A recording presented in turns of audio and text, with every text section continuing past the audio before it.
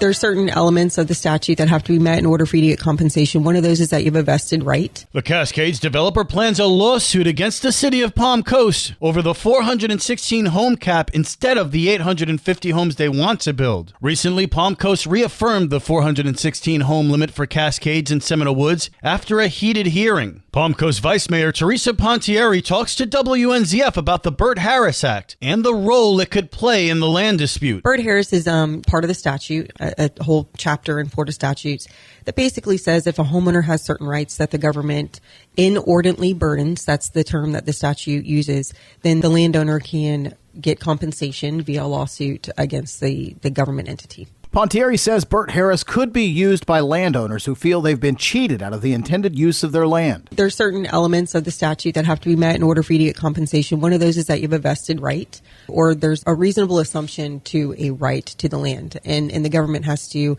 actually inhibit your ability to engage or to take advantage of that vested right, that entitlement that is in place at the time that you are trying to exercise that right. Burt Harris could come up in a legal fight between the Cascades developer and the city of Palm Coast. They weren't approved for anything. So in the county, when they were a county, they had 416 units. They came into the city and asked for 850. They never had that 850. They only had the 416. So they're basically suing us, saying that they were entitled for some reason to the 850 units. So far, no one has filed a lawsuit, but Pontieri says the city has responded, opposing the developer's letter invoking the Burt Harris Act.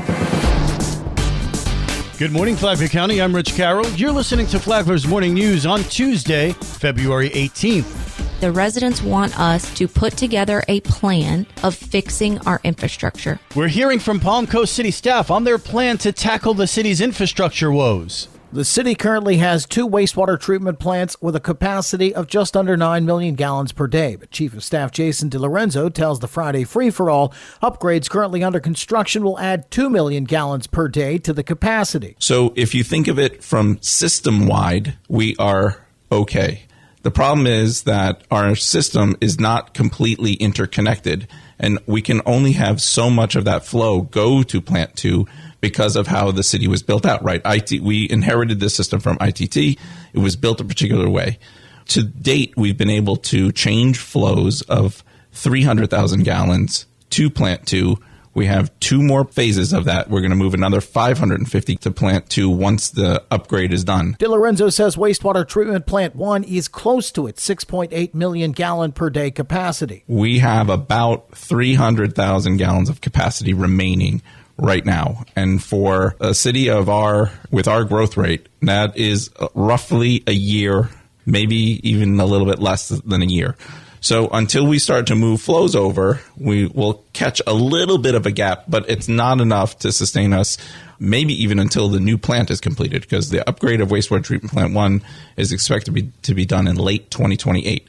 So we may have a gap there still. So the answer is system-wide, we're kind of okay. But for the amount of flow that goes to Plant 1, we are in trouble. On Wednesday, we'll hear from city staff on the possibility of raising utility rates. From the WNZF Newsroom, I'm Daryl Moody.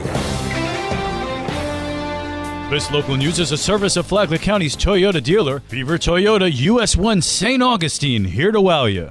In other news, authorities have identified the pilot involved in Friday's plane crash in Flagler County as 75-year-old Thomas Russell Harvey of Jacksonville. Flagler County Sheriff Rick Staley extended his condolences to the victim's family and friends on behalf of the Sheriff's Office. The National Transportation Safety Board has taken over the investigation. Elsewhere, a 53-year-old man from Palm Coast lost his life in a crash on Sunday in Jacksonville. According to the Florida Highway Patrol, the incident occurred around 9:45 p.m. on Normandy Boulevard, approximately half a mile east of Blair Road. The victim was standing beside an ATV in the right travel lane when an eastbound vehicle collided with both the man and the ATV. The crash report indicates the ATV had no active lights at the time of the accident. The Palm Coast man was pronounced dead at the scene. And finally, the Palm Coast City Council will hold a business meeting this morning at 9 a.m. at City Hall. Discussions will cover the Great Places in Florida Award, Code Enforcement Board appointments, the 2050 Comprehensive Plan, and more. These meetings are open to the public, and Palm Coast residents are highly encouraged to participate.